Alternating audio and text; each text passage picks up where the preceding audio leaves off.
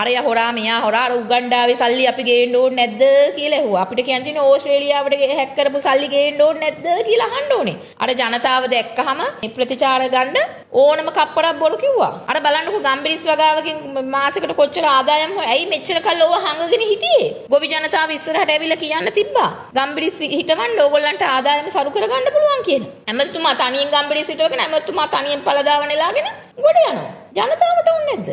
ජනාධිපතිතුමාගේ වචනෙන් කියනවනේ බදු අය කළ රාජ්‍යයක් දුවන්න නම් ආණ්ඩුවක් ඕනේද කියලා කිව්වනේ. දැන් මේ ඇවිල්ලා මොකද්ද කරන්නේ? දැන් මේක කුස්සියට දැනෙන නිසා කාන්තාව වැඩි පිරිසක් පොරොන්දු වලට රැවටුණා. බදු අයින් කරනවා කිව්වා. ඒ ඕනේ නැහනේ. අන්ත අසරණ දෛනික වැටුප් ලබන කම්කරු දිනේ සමරලා පහවදා වෙනකොට මොනවද කරේ කියන්නකෝ? ඉන්ධන මිල වැඩි කරානේ. මොකද්ද මේ කරන්නේ කියන්නකෝ? ආණ්ඩුව ඕනේද ඉන්ධන මිල වැඩි කරන්න ඇහුවා. හාල් ගෙන්නන්න ආණ්ඩුව ඕනේද ඇහුවා. එහෙම කියපු ආණ්ඩුවකින් අපි අහන්න වෙන්නේ ඕගොල්ලෝ එහෙනම් මේක තියලා යන්න. දැන් ඒගොල්ලෝ කරන්නේ පරණය කරපු ටිකමනේ. එතකොට මේ දැන් 2.5% වැට් එක ගහනවා කියන්නේ අර බොන ප්ලේන් ටී ඉඳලා මේ වැඩි වෙනවනේ. පාසල් වෑන් රථ වලට වැඩි වෙනවා. මිනිස්සුන්ගේ මාස 6න් ආයෙත් පඩි වැඩි කරන්නම් කියලා ආපු ආණ්ඩුවක්නේ. කොහොද? මිනිස්සු කොහොමද ජීවත් වෙන්නේ? 4 දිනක් ඉන්න පවුලකට පාංගෙඩියක් ගන්න කීයක් යනවද? හාල් කිලෝ එකක් කීයක් ගන්නවද? සමහර දැන් කිරිපිටි දෙන්න ඕන දරුවෝ ඉන්නවා. මව් කිරි දැන් අම්මලගේ ඇඟේ ලේ වතුර වෙලා තියෙන්නේ. මව් කිරි ටික නෑ ඒ තරම් වුන් මානසික වැද වැටලා තියෙන්නේ. ඉතින් මේවයි මේ කාන්තාව කතා කරන්නේ. තේ යගමැතිතුමියට පේන්නේ නැද්ද මේවා? කරන්න බැරි දේවල් වල සීමාවක් තියෙන්න ඕනේ කියන්න.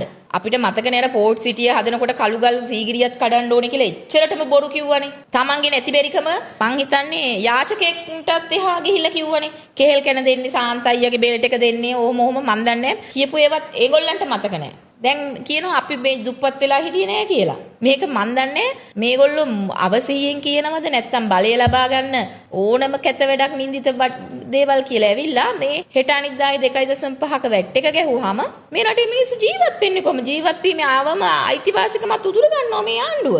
ඒකට ඉතින් ජනතාව දැන් ප්‍රතිචාර දෙයි. මේ පළවෙනිදායින් පස්සේ ඒක සදාචාරය බලු බල්ලටම ගිහිල්ලා මිනිස්සු වෙනුවෙන් දීපු පොරොන්දු මතක නැහැ. දැන් ඔක්කොම ජනතාවට නැති කිසි දෙයක් අපිට ඕනේ නැහැ කියලා ආපු ආණ්ඩුවක්. දැන් ඒගොල්ලෝ අඳින්නේ බ්‍රෑන්ඩඩ්. දැන් ජනතාවගේ ඇඳුම් තමයි හිල් වෙලා තියෙන්නේ. දුමක් ගන්න බෑනේ. සිංහල අවුරුද්දට කනකර බඩු ටික උගස් තියලා අඳේට කුඹුරු කර ජනතාව අද පොහොර ටිකට මොකද වෙලා තියෙන්නේ කියන්නකෝ. මන් දන්නේ මේවා කතා කරාම අපිට ගහන එක නෙමෙයි මේ NPP එකට ඡන්ද දීපු බොහෝ ජනතාව කරන්න ඕනේ. ඒ ආණ්ඩුවේ Tamanට පොරොන්දු දීපු නායකයන්ගෙන් ගිහින් අහන්න ඕනේ ඕගොල්ලෝ මෙහෙම කරේයි කියලා. රිලව් ගන්නා. මේවද ආණ්ඩු කර රිලව් ගයින්න ආණ්ඩු ඕනේද? ඒකට කොච්චර වියදම් කරාද? අධ්‍යාපන ප්‍රතිසංස්කරණ වෙනුවෙන් කොච්චර වියදම් කරාද? කියපු පොරොන්දු 10කින් පොරොන්දු 5ක් ඉෂ්ට කරන්න try කරන්න ඉපේ. මේගොල්ලන්ට මේ ආණ්ඩුව කරගෙන යන්න බෑ. මේ ආණ්ඩුවට කලින් අර කාංචන ඇමතුමා කොමිස් එක එතුමගේ අතට යනවා කිව්වා. වසන්ත සමරසිංහ සහෝදරයා. ලාල්කාන්ත සහෝදරයා අපේ කඩුවෙල පියසෙම ගෙයක් හදලා තියෙනවා. මේ ඒ ගමේ ඉපදිච්ච ඒ හොරකම් කරපු සල්ලි නෙවෙයිනේ ඔය. මම දන්නේ නෑ. දැන් නිදහස් පක්ෂ කට්ටියයි UNP ගේ කට්ටියයි මෙච්චර කාලයක් 76ක් විතර කරලා ඒගොල්ලෝ පොහොසත් උනේ හොරකම් කරලානේ. දැන් මෙතුමලා පොහොසත් වෙලා තින්නේ එහෙම හොරකම් කරලා ඒ දැන් ඒ චෝදනා කරානේ හොරකම් කරා අරවා මේවා කියපින්ද ජනතාව හිතුවා ඕ මේගොල්ලෝ බොහොම සුපිරිසුදු කට්ටියක්. මේගොල්ලෝ බොහොම සාධාරණ යුගයක් පොදු ජන යුගයක් මේගොල්ලෝ අලුතෙන් ගෙනේ කියලා. මම කියන්නේ ජනතාවට කියන්නකො කොහොමද රැකියාවක් කරන්නේ නැතුව, දීපල නැතුව. දැන් මගේ ගෙදර තිබිච්ච දෙමව්පියන්ගෙන් අපිට ලැබිච්ච මොනවා හරි දෙයක් තියෙනවා නම් මම හිතන්නේ ඒකෙන් ගොඩ යන්න බෑ. මම අවුරුදු 30ක් රස්සාවක් කරපු මිනිස්සෙක්. මගේ බැංකු account වල සතයක් නෑ. අපි ලෝන් අරන් ජීවත් වුනේ. මේගොල්ලෝ කොහොමද එහෙම කරන්නේ? ඉන්ටර්නැෂනල් ස්කූල් එකකට ළමෙක් යවනවා කියන කොච්චර වියදමක්ද? දැන් ඔය ගජමිතුරු ව්‍යාපාරිකයෝ ඉන්නවා. අර කන්ටේනර් 332ක් හෝ ඒවට කවුද කතා කරන්නේ? මේ NPP එක අපිට නෙමෙයි චෝදනා කරන්නේ පාරට බෑලා අහන්න ඕනේ මේ කන්ටේනර් වල මොනවද ගෙනාවේ කියලා. කවුද අහන්නේ එහෙම? අහන්නේ විපක්ෂය විතරයි. සාධාරණ පොදු ජන යුගයක් නම් ඇයි අහන්නේ නැත්තේ? දූෂණ විරෝධී හඬ හෝවර ෆයිල් මිටිය ඒගොල්ලෝ ආණ්ඩුවට ආපු ගමන් අපි පහුවදා ඉඳලා මේ ෆයිල් එක ගන්නකො අහන නඩු නිදොස්කොට නිදහස් වෙනවා මේගොල්ලෝ ඒ දවස්වල දාපු සද්ද මේගොල්ලෝ මේ අධිකරණය තමන්ගේ වසඟයට ගන්න යනවා කොච්චර කැතද බලන්නකො බාල ගණේ දේශපාලනය යන්නේ මේ අර මේ දිනේ ගිහිල්ලා කියනවා ආණ්ඩුවේ මේ අහවල්ලාගේ නම් ෆයිල් එනවා හෙට අනිද්දා නඩු තීන්දුව දෙනවා කියලා මොකද්ද අධිකරණයේ ස්වාධීනත්වයද මේ කරන්නේ ශ්‍රේෂ්ඨ අධිකරණයට කරන අපහාස මේවා මේ රටේ ජනතාවට තීන්දුව කිව්වේ නෑනේ. නෑ බලන් ඉන්නකෝ අපි මේ අයට මේ කරනවා.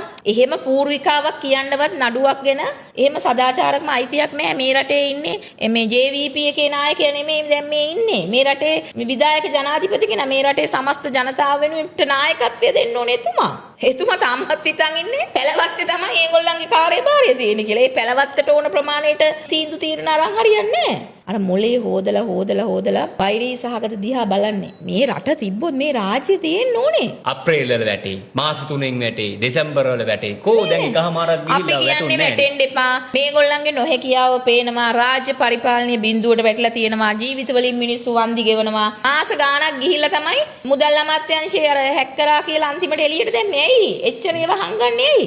අර අගුරු විච්ච චෙක්පත් දුන්නා කියන්නකෝ අර මේ දිට්වා සුලි කුණාටුවෙන් උත්සව තියලා මේ රටේ මරණ සහතිකයක් දෙනවද උත්සව තියලා මරණ සහතිකයක් උත්සව තියලා රාජ්‍ය අනුග්‍රහකත්වයෙන් මරණ සහතික ගන්නද මේ ආණ්ඩුව පත් කරේ මං කියන්නේ සදාචාරය තියෙන්න ඕනේ මොනවා කර අපි මිනිස්සු කියලා හිතන්න ඕනේ දැන් ඉතින් ඒ අර ආරක්ෂක සේවාවන් දාලා හෙලිකොප්ටරෙන් පයින්න ඕනේද දෙකක් යන්නේ මොකටද මේවා පොඩ්ඩක් මම කියන්නේ මට ඇත්තටම මේ මූණට සම්මුඛ වෙනවා නම් මං අහනවා ඇයි ඔබතුමන්ලා බලය ගන්න ඔච්චර දේවල් කිව්වා කියන්නකෝ මේවෙන් දෙකක් තුනක්වත් කරන්න ඕනේ නැද්ද ජනතාවට අත්‍යවශ්‍ය ආහාරවල බඩු මිල අඩු කරන්න ඕනේ නැද්ද කෝ මේ රටේ කෘෂි කර්මාන්තයට මොකද වෙලා තියෙන්නේ අපි දැක්ක කලින් කාලට අපේ ආණ්ඩු නියෝජනය කරපු අමාත්‍යවරු ඉන්නකොට මොනවා හරි දෙයක් කරනවා ගොවි ජනතාව වෙනුවෙන් කෝ ඒවා දැන් මොනවද කරලා තියෙන්නේ කියලා අහනකොට ඔය කිවිච්ච පසුගිය ආණ්ඩු ඔය කියන මට්ටමට ප්‍රශස්ත මට්ටමට ඔක හදලා තිබුණා නම් එහෙම ලොකු ගැටලුවක් එන්නේ මෙහෙමනේ වාහනයක් එලවන්න ලයිසන් එකක් ගන්න අරගෙන ඒ වාහනේ දීපු පළියට මේ හිතේ තිබ්බට බෑනේ මේක ඩ්‍රයිව් කරන්නේ කොහොමද කියලා. ඒකට තියෙනවනේ තාක්ෂණික විදිහට කරන්න ඒ දැනුම නෑ.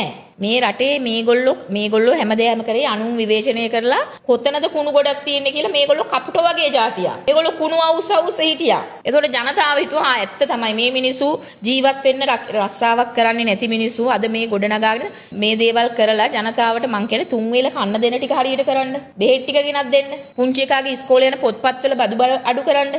ඔය ගජමිතුරු ව්‍යාපාරිකයෝ මේ වෙනකොට ව්‍යාපාරිකයෝ එහෙමනේ. කෝ දැන් ව්‍යාපාරිකයන්ගේ හෝටල් සංකීර්ණවල තිබිච්ච මායිම් ගලවලා ඒවට සාධාරණය කරාමසක් කෝ සද්ද දාපු විදිහට. ඔබේ පක්ෂයේ සභාපතිතුමාගේ සහෝදරයා ගැන ඔබ කියන්නේ. මෙහෙමයි එකම පවුලේ ඉන්න පුළුවන් සහෝදරයෝ. නෑ ඉතින් ඒ නොකිය කියන්නේ ඔහු ගැන. නෑ ඔහු ගැන කිව්වට දැන් එතුමාලා ඒගොල්ලොත් එක්ක මේ දේශපාලන ගමනට සහයෝගය දෙන්නේ තමන්ගේ ව්‍යාපාර ටික ආරක්ෂා කරගන්න. දැන් මට ආතුරු ප්‍රශ්නයක් කියනවා. දැන් හිටපු සභාපතිතුමාගේ සහෝදරයා මේ ශ්‍රී ලංකා නිදහස් පක්ෂයට උදව් කරන්නේ නැද්ද ඔය කියනවා? නෑ ඒකමයි අපි දන්න විදිහට අපි එතුමා කලක් ආශ්‍රය කරා එතුමාගේ සහෝදරත්වයේ දැන් මගේ ගෙදර සහෝදරයෝ 4 දෙනෙක් ඉන්නකොට අපේත් ගෙදරත් විවිධ දේශපාලන මත දරනවා මගේ මතේම දරන්න ඕනේ නෑ එතකොට ඒ සහෝදරයෝ ඒගොල්ලෝගේ දේශපාලන මතයට උදව් කරනවා හැබැයි මම ඒ අයත් එක්ක තර්ක කරන්න ඕන තැනට නිවැරදි වෙන්න ඕන තැන කතා කරනවා මම හිතන්නේ ඉතින් ඒක සහෝදරකම නෑ ඔබ කියපු අදහසෙන් දැන් මාලිමාවට මේ නිකන් ගජමිතුරුයි ඒගොල්ලොන්ට නිකන් සපෝට් කරනවා වගේ ඔබට සපෝට් කරන්නේ නැහැ නෑ මම අපේ පක්ෂවල මේ මෙතෙක් කල් ඉතිහාසයේ පුරාම අනික් මිනිසුන්ට අවලාද කී ඉඳලා තමන්ගේ බඩගෝස්තරවාදී දේශපාලනයක් කරන්න කියන එක මේ රටේ පේනවා. බඩගෝස්තරවාදී දේශපාලනයක් නොවෙනව නම් හාල් පිට රටින් ගේන්නේ නැහැ කියලා පොරොන්දුවක් දුන්නනේ. මේස වලට තට්ටු දාලා කිව්වේ ඒවා කරන්න ප්‍රායෝගිකව කරන්න පුළුවන් දේවල් තියෙනවා බැරි දේවල්. News Hub. Peopleizing the news.